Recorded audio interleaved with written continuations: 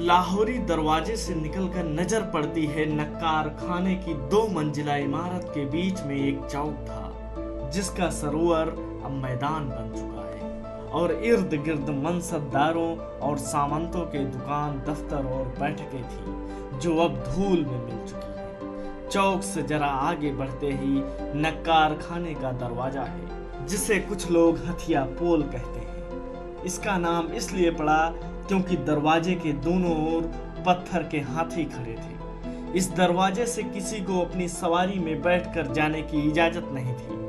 सिर्फ शाही खानदान के सदस्यों को छोड़कर नक्कार खाने में हर रोज 5 बार नौबत बजती थी। इतवार को सारे दिन नौबत बजती थी। इसके अलावा बादशाह के जन्मदिन पर पूरे दिन नौबत बजा करती थी।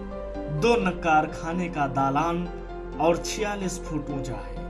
इसके चारों कोनों पर बुर्जियां हैं। इसी नौबत खाने में मुगल बादशाह जहांदार शाह और फारूक सियर का कत्ल किया गया था। नक्कार खाने से सामने नजर जाती है दीवान ए आम की ओर। इसने वो शानो शौकत की दौर को देखा है जब किले में बादशाह के पहली बार आने पर जो जलसा हुआ, तब यहाँ चांदी के खंभों पर दल बादल नाम का एक आलीशान सामियाना लगाया गया था, जिसकी कीमत उस समय 1 लाख रुपए थी। इसे बनाने में 7 साल का समय लगा और इसे अहमदाबाद के शाही कारखाने में तैयार करवाया गया था। यहाँ जगह जगह बेशकीमती चीज से सजावट की गई, ऐसी सजावट, ऐसा शान जिसका मुकाबला दुनिया में कहीं नहीं था। ये दीवाने आम का दालान है, जिसने मानो इतिहास के इतने उतार चढ़ाव देखे कि चुप्पी सी साध ली। दीवाने आम में जहां जहां सोने का काम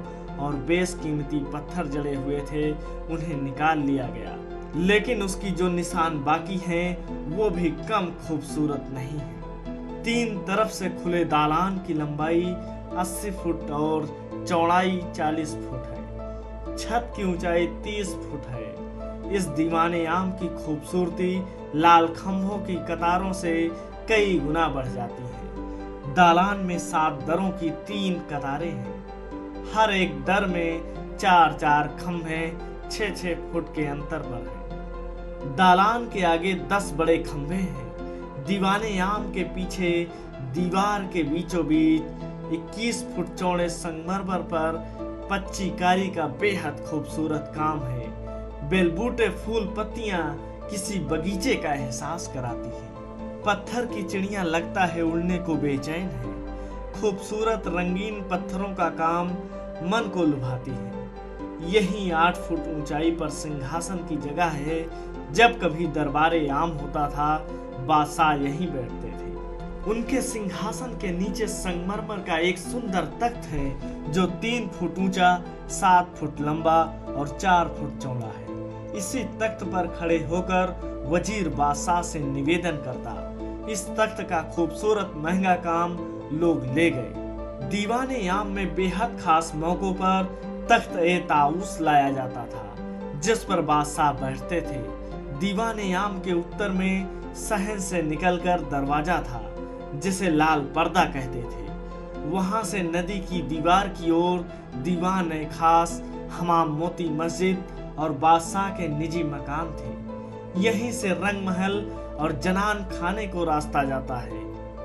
इसी के उत्तर की ओर मशहूर हयात बख्श बाग था। इसका अब नामो निशान भी नहीं है। दीवान ए खास की शानदार इमारत संगमरमर की बनी हुई है। इसके दालान की लंबाई 90 फुट और चौड़ाई 67 फुट है। इसकी छत चांदी की हुआ करती थी। पूरा दालान संगमरमर का बना हुआ है। चारों कोनों पर बुर्जियां हैं, जिनके कलश सुनहरी है। दीवाने खास के बीचों बीच एक नहर बहती थी, जिसे नहर ए बहिश्त कहते थे। जगह जगह इसमें फव्वारे चलते थे। दालान के भीतर कमरा 48 फुट लंबा और 27 फुट चौड़ा है। इसी में संगमरमर का वो चबूतरा है जिस पर तख्ते ताबूस था। इसी दीवाने खास में लिखा है, अगर फिरदौस बरुए जमी अस्त, हमी अस्तो, हमी अस्तो, हमी अस्त। यानी पृथ्वी पर कहीं स्वर्ग है तो यही है, यही है, यही है।